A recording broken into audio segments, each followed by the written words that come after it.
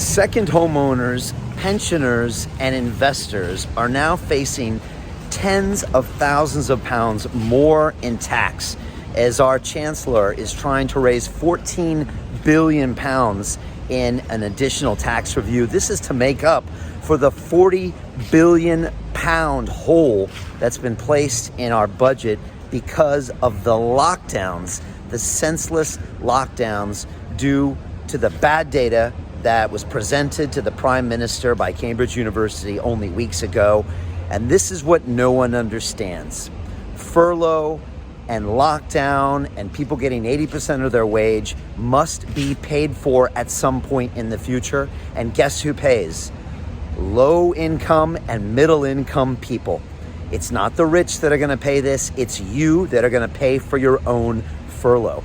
And that's what's just not very well understood right now by the public, is when they get these big chunks of benefits being handed out by the government, they think it comes from some all-powerful big bank account. But it doesn't. It comes from our citizens, because there's nothing happening right now in this country.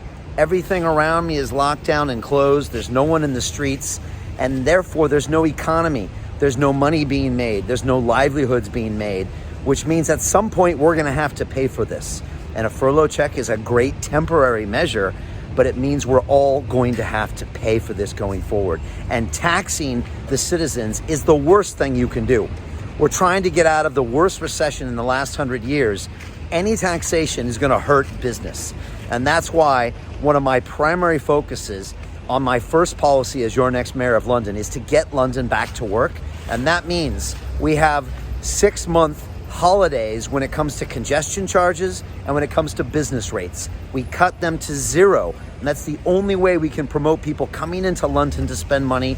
We can promote getting businesses back to work, so we can barely salvage this economy that's been wrecked by a government that has shown no leadership, made a disproportionate response to this virus, and had total lack of science-based decision-making. I mean, this latest lockdown, I've called many times for the Prime Minister to reverse his decision now.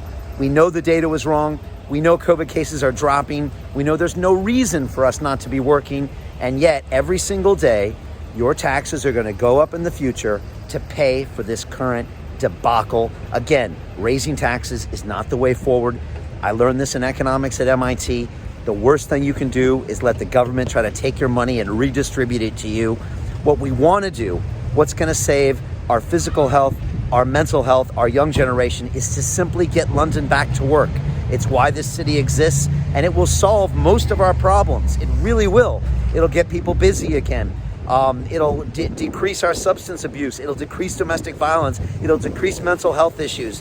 It'll allow people to rebuild their lives. It's so simple. And yet every single person in our government is trying to do the opposite, including the current mayor, who has been crusading for this lockdown for months, who wants to do it and will ask for billions of pounds in an additional bailout next year. On top of the multiple bailouts he's asked for TfL, the bailout he's asked for subsidized housing. Again, this guy doesn't understand economics 101, has never run a business in his life, and that's not how you solve problems. Please leave your comments below. Tell me, do you think we can tax our way out of this problem?